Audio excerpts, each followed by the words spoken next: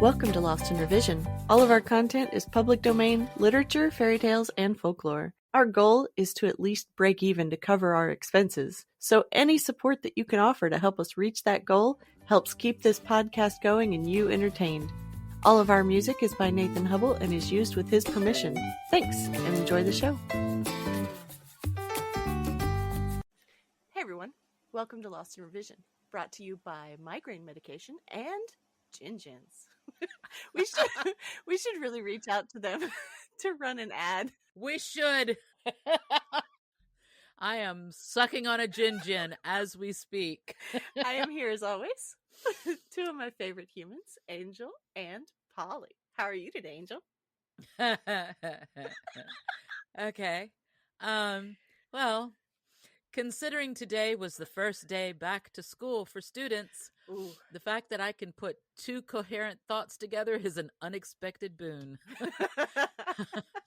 However, I did comment to my family on the way back to my recording setup that it is a very good thing that we are doing audio and not video recording. Tell me about it. I actually look and feel like a teacher at the end of the first day of school meme. You don't look as bad as me. I haven't showered in a week and I have ratty hair because I've had migraines all week. I've been stuck in bed. We should have been recording earlier while I was braiding my hair. We could have done a getting ready for work video. Right? We would start recording a TikTok. Because I'm going to run out of here and, as soon as we're done to go to work because somebody called out tonight and now I have to work. Speaking of you, Polly, how are you today? I am here by the power of arthritis cream, which also works as a pretty good hand lotion. My hands hurt so bad it woke me up last night. Getting old sucks. 1 out of 10. I do not recommend. Yeah. Well, it's better than the alternative. That's true. That's true. And as Anne McCaffrey frequently stated, getting old is not for the faint of heart. Oh, that is true. So, Angel, why don't you tell us a little bit about the history and the culture of this story? Okay, so this is the culmination. This is the final story of my season of delving into darkness for the entertainment of my dear Natalie. Aww. I found a tale with as much dismemberment as I could find. This is Grimm's tale of the Robber Bridegroom. It even has an old hag who saves the young maiden from a horrible fate. Always gotta love the hag stories. I'm catering to my producer. This is one that I had heard of but had never actually read before. It's definitely is, without some of the kinder, gentler aspects of fairy tales that I gravitated toward as a child. It's part of the usual Grimm repertoire of the tales that they were gathering and recording back in the 1800s. Yeah, so this is your last one in this series because we're coming up on the end of our, I guess we could call it our fiscal year. We are... Can you have a fiscal year without any fiscals? I mean, we had a couple fiscals.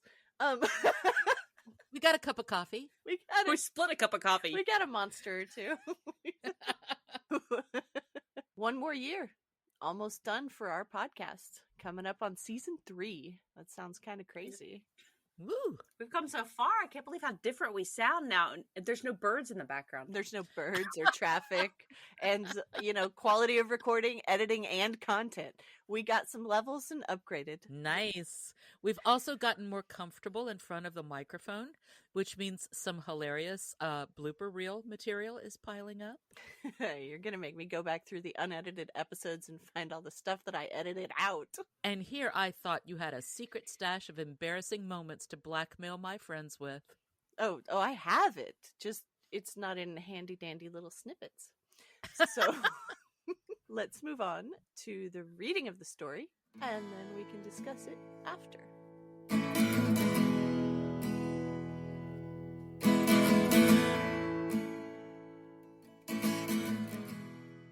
The Robber Bridegroom by Brothers Grimm. There was once a miller who had one beautiful daughter, and as she was grown up, he was anxious that she should be well married and provided for. He said to himself, I will give her to the first suitable man who comes and asks for her hand. Not long after, a suitor appeared, and as he appeared to be very rich, the miller could see nothing in him with which to find fault. He betrothed his daughter to him. But the girl did not care for the man as the girl ought to care for her betrothed husband. She did not feel that she could trust him, and she could not look at him nor think of him without an inward shudder. One day he said to her, You have not yet paid me a visit, although we have been betrothed for some time. I do not know where your house is, she answered. My house is out there in the dark forest, he said. She tried to excuse herself by saying that she would not be able to find the way thither. Her betrothed only replied, You must come and see me next Sunday. I have already invited guests for that day, and that you may not mistake the way, I will strew ashes along the path. When Sunday came, and it was time for the girl to start, a feeling of dread came over her which she could not explain, and that she might be able to find her path again, she filled her pockets with peas and lentils to sprinkle on the ground as she went along. On reaching the entrance to the forest, she found the path strewed with ashes, and these she followed, throwing down some peas on either side of her at every step she took. She walked the whole day until she came to the deepest, darkest part of the forest. There she saw a lonely house, looking so grim and mysterious that it did not please her at all. She stepped inside, but not a soul was to be seen, and a great silence reigned throughout. Suddenly a voice cried, turn back, young maiden fair! Linger not in this murderer's lair!" The girl looked up and saw that the voice came from a bird hanging in a cage on the wall. Again it cried, turn back, young maiden fair! Linger not in this murderer's lair!" The girl passed on, going from room to room of the house, but they were all empty, and still she saw no one. At last she came to the cellar, and there sat a very, very old woman who could not keep her head from shaking. "Can you tell me," asked the girl, "if my betrothed husband lives here?" "Ah, you poor child," answered the old woman, "what a place for you to come to! This is a murderer's den. You think yourself a promised bride, and that your marriage will soon take place, but it is with death that you will keep your marriage feast. Look, do you see that large cauldron of water which I am obliged to keep on the fire? As soon as they have you in their power, they will kill you without mercy, and cook and eat you, for they are eaters of men. If I did not take pity on you and save you, you would be lost." Thereupon the old woman led her behind a large cask, which quite hid her from view. "Keep still as a mouse," she said. "Do not move or speak, or it will be all over with you. Tonight, when the robbers are all asleep, we will flee together. I have long been waiting for an opportunity to escape." The words were hardly out of her mouth when the godless crew returned, dragging another young girl along with them. They were all drunk and paid no heed to her cries and lamentations. They gave her wine to drink, 3 glasses full, one of white wine, one of red, and one of yellow, and with that Her heart gave way, and she died. Then they tore off her dainty clothing, laid her on a table, and cut her beautiful body into pieces, and sprinkled salt on it. The poor betrothed girl crouched trembling and shuddering behind the cask, for she saw what a terrible fate had been intended for her by the robbers. One of them now noticed a gold ring still remaining on the little finger of the murdered girl, and as he could not draw it off easily, he took a hatchet and cut off the finger. But the finger sprang into the air and fell behind the cask into the lap of the girl who was hiding there. The robber took a light and began looking for it, but he could not find it. "Have you looked behind the large cask?" said one of the others. But the old woman called out, "Come and eat your suppers, and let the thing be till tomorrow. The finger won't run away." "The old woman is right," said the robbers, and they ceased looking for the finger and sat down. The old woman then mixed a sleeping draught with their wine, and before long they were all lying on the floor of the cellar, fast asleep and snoring. As soon as the girl was assured of this, she came from behind the cask. She was obliged to step over the bodies of the sleepers, who were lying close together, and every moment she was filled with renewed dread lest she should awaken them. But God helped her, so that she passed safely over them, and then she and the old woman went upstairs, opened the door, and hastened as fast as they could from the murderer's den.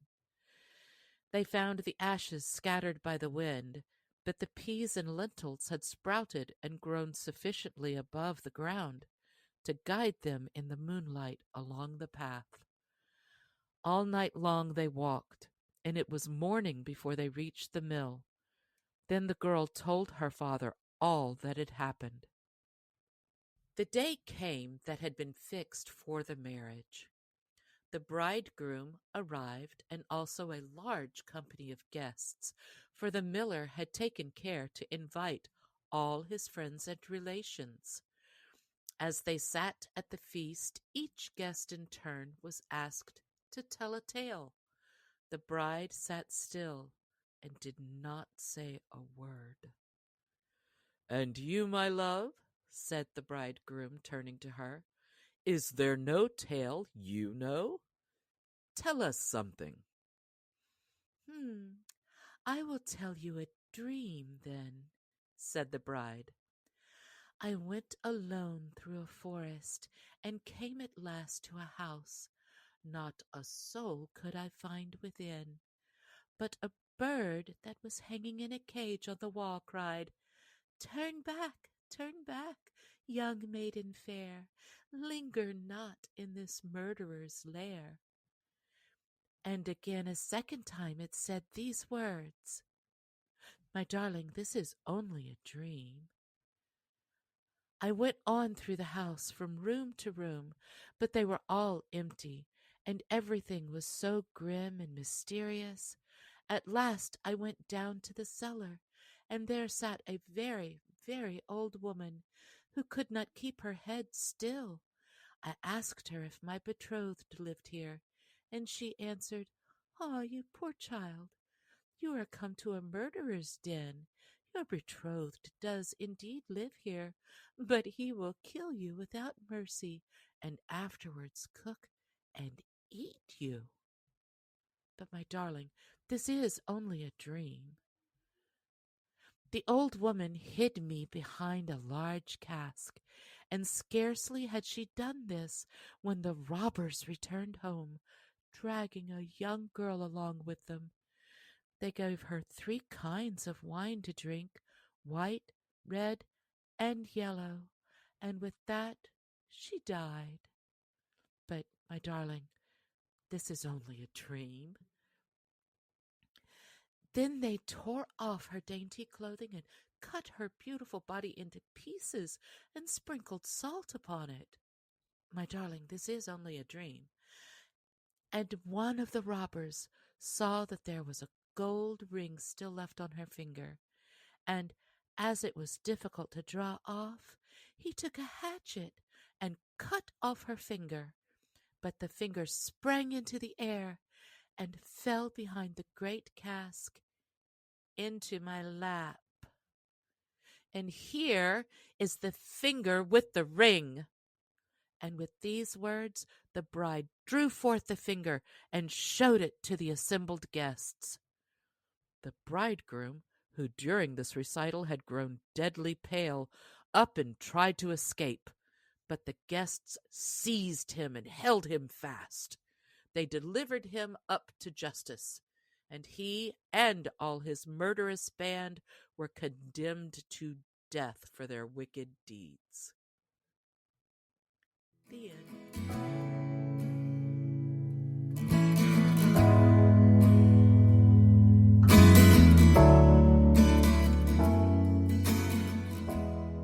And we're back. So, what is your favorite part or version of this story? Mine, of course, is the bird, as always. I need to teach Nugs some creepy stuff instead of all her cutesy peekaboo stuff. I almost said a bad word. That I saw one on TikTok that sings bacon, bacon, pancakes. Oh, I've seen lots of them. Actually, people have taken the bacon, bacon, pancake bird and taught their birds, so it's becoming a thing. Oh. It's viral. It's viral bacon, bacon, it's pancake. Viral amongst birds. It's great. I love bacon, bacon, pancake. Okay, so in the story, I like the actual end of it. I loved the fact that when she went back and she told her dad everything, that the dad in her village actually had her back. This is so unusual for a Grimm story. Yeah, not so grim. I love the dramatic reveal where they're at the wedding and she's telling this long story. It's just a dream, dear. And she's telling this long story and she's putting in all of these very precise details. Just a dream, dear. All these. And then she gets to the big reveal at the end. It wasn't a dream. And here's the finger with the gold rings that I just happened to have in my pocket randomly. I think the old woman in the basement is Baba Yaga. Oh yeah, I don't think the robbers. I don't think they even knew she was there. Well, she said she was trying to escape. Well, yeah, she told the girl that, but they don't actually react to her. No, but she served them their food. That's true. Okay, she's still Baba Yaga. I totally see it. She is, but I really don't think that they thought through the poisoning of their food. As soon as they gave the girl wine and then she fell dead, I was like, that's not a very good idea. Why would you poison your food source? Can somebody explain to me, because I'm not a big wine drinker, okay? But when I was reading the story and it said they gave her 3 glasses of wine, 1 white, 1 red, and 1 yellow. I was like, what the hell is yellow wine? Oh, sorry. Language. Oh, we're bad this episode. It's fine. I can bleep it. I thought champagne, and there's some yellowish wines.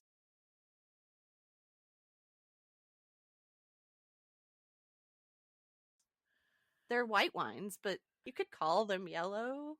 I mean, I drink red wine if I drink, so I don't know all like the white wine colors. Okay. I was just like, maybe the yellow wine just made me think of bodily fluids instead of actual wine. They're just feeding her bile. Yeah, that's what I was like. Ew, bile. There's a French yellow wine and a Chinese yellow wine. They just gave her a lot of wine and she died of alcohol poisoning.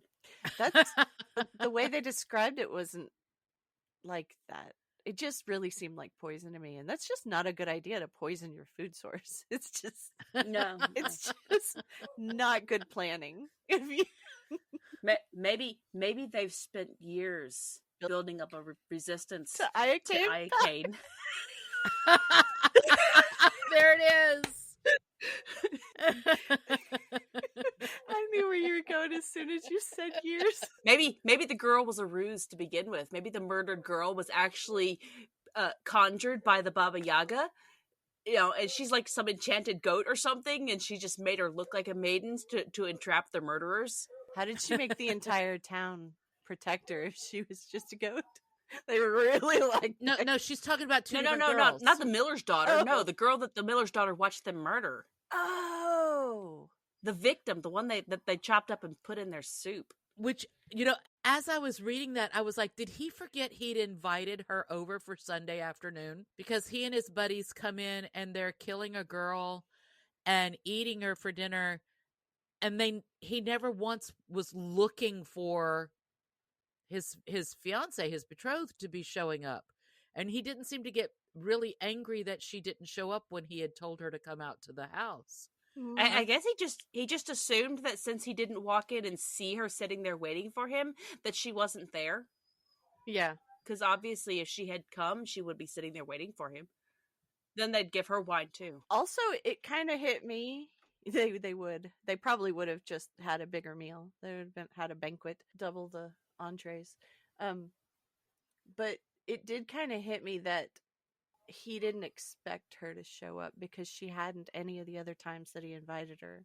She made excuses. Okay. So what is your least favorite part or version? My least favorite part or version is that they always spread food in the forest to find their way back with, and that's just a ridiculous thing. Like, that's as bad as poisoning your food source. Come on. Anybody who's taken any kind of wilderness training knows that this is not how you blaze a trail. No, and they just expect the food to still be there. They live in the forest. Do they not know that animals eat lentils and peas? I mean, in this one they sprouted. I know, and they sprouted in like a night. She wasn't even gone a whole day. I don't know. My suspension of belief was hindered in this story a couple times. Don't poison your food. And why do people always use food as a trail in a forest with animals there? I don't get it. Terrible planning. Because forest things don't eat peas and lentils. They definitely eat breadcrumbs. All the birds. Follow the trail of birds back out. The very beginning of this story actually was my least favorite part, because when I started reading it and it was all, there was once a miller who had a beautiful daughter and he betroths her to the first suitable man who comes along. I was like, oh man, not again. I am so tired of these men just saying, you know what? I have a daughter that I'm tired of feeding, so I'm going to give her away to the first man who walks through the door. Dude walks in, he's like, hello, I'm rich. Well, here you go. Have a daughter. Now you can feed her. Thank you very much. I think I'll eat her instead. It was just, I was like, oh man, not again. But then the story got better. And then at the end, when she came back and told her dad everything and they had her back, I was like, all right, well done. Did not go the way I was expecting it to. Right? It was an unexpected pleasure to have everybody, like, and they took out the whole gang too, not just the guy. Like, they were like, no, get this out of our town. We do not accept this. And like you said earlier, not a Grimm's tradition. Yeah, not a traditional Grimm ending. It was kind of nice for the girl. Holly, do you have a least favorite part? Oh, my least favorite part. Yeah, it's got to be betrothal to the handy dandy rich man. Yeah. It's like my least favorite part of like humanity is betrothing our daughters to handy dandy rich man. Yeah, expecting him to just marry for money. Right? It even said that he'd hand her off to the first person that stopped by, though. So, like, that was his plan from the get-go. It was like, it was just extra shiny that he was rich. I mean, at least when my family tried to pass me off to a handy dandy rich man back when I was in my early 20s, my mom actually, after much persuasion, agreed that, well, fine, I just wanted you well taken care of. At least they backed off. But I have experienced but we need to marry you off to a handy dandy rich man. Did your handy dandy rich man give you cannibal vibes? No, he was really sweet. He was sweet. He just wasn't my kind of guy. Sweet. Yeah, back then I was into the bad boys. You need a little salty. my handy dandy rich man ended up being a crackhead, so we cut that off real quick. Ooh, ouch. Oh. I had a handy dandy rich man that needed to get married to get his trust fund. He had to get married and have a kid. And since I already had a kid, he was like, well, you want to just get married and like get my trust fund? And I was like, not really. Thank you very much. No thanks. So yeah, we all had our brushes with rich men. With our families wanting to marry us. Oh, my family never met this guy. He was in the military with me. He just couldn't get his trust fund because he was divorced. Guess he should have picked better. Well, you know. Things happen. Things happen. I mean, I figured it was a red flag that he had a trust fund coming and was divorced. Yeah, I'm not going to go into too much detail. Otherwise, people will be able to identify him. That is very wise of you. Very wise. How discreet. Look at me being wise and discreet. That's so out of character. So, what do you think the original lessons were for this story? You know what? I think the original lesson also works a little bit for the modern lesson in a way. And that is get to know the guy before you decide to marry him. Do your due diligence. Do a background check on that man. How do you do a background check in the woods? You go to the cabin and get you eaten. hide behind a cask and you spy on him. You poke into all of his cabinets and cupboards and to talk to the old lady in his basement because the old lady in her basement knows all his business. Or the little old lady who lives down the lane, because she's going to know all his business, too. I don't know. There wasn't a lane. He seemed in the middle of the woods for the purpose of preventing the background check stuff. And her going there wasn't a good idea. I'm going to have to downvote y'all's suggestion and say that she got it done, but it was not the best method. My original lesson is if fathers are going to take responsibility for getting their daughters married, they need to take better care when they're choosing their husbands for their daughters and not just take the first shiny fancy man who comes along and makes slick promises.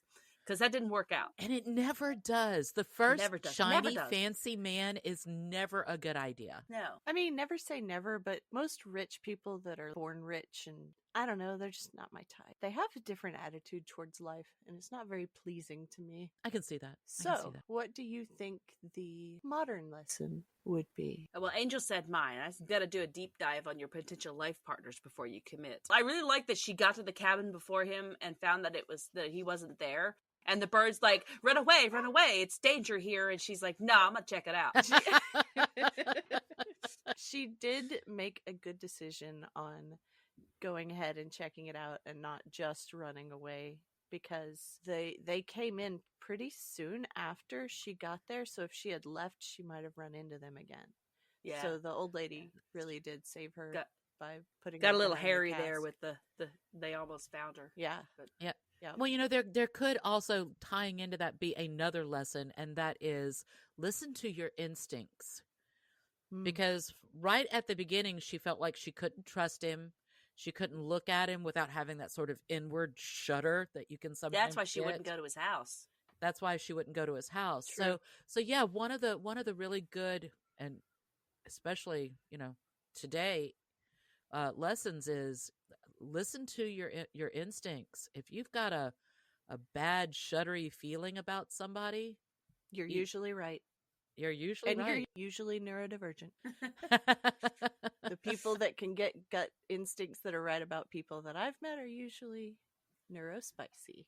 So my modern lesson, I'm going to go and I'm going to say that in an apocalyptic situation, which we may come upon in the coming days with everything that's happening right now, don't kill something that you're going to eat with poison. It is a bad idea. And you will hurt yourself and you will not survive the apocalypse. That's my my modern lesson. So that is a swift exsanguination is usually best. Ugh. I just got, you don't want to stress them out either. Chills. Thank you, Holly. I should have known I wasn't going to get through talking about this story without a little more No, blood. I don't mind it, but no, you did a good job. Gave me chills. Me chills. After I've been completely immersed in Grandmaster of Demonic Cultivation for a month. Well, demons are one thing. No, it's not. Nothing to do with demons. Humans are. The whole series has nothing to do with demons. Nothing demon. Oh, no demons? Oh. No demons. I miss Supernatural. So, in closing, what do you think happened after the story? Oh, absolutely. The Baba Yaga took the miller's daughter as an apprentice and trained her up to also be a Baba Yaga. For sure. And they probably took over that house, too. Ooh. Oh, sure. Yeah, sure. she totally joined the hag ranks to save innocents wandering through the woods. And they're the Baba Yagas that were in that house through all the other stories that people sent them to. That was already her house. She was playing a long game when the robbers moved in. Ah. I bet you're right. That would make sense. I mean, she has a bird.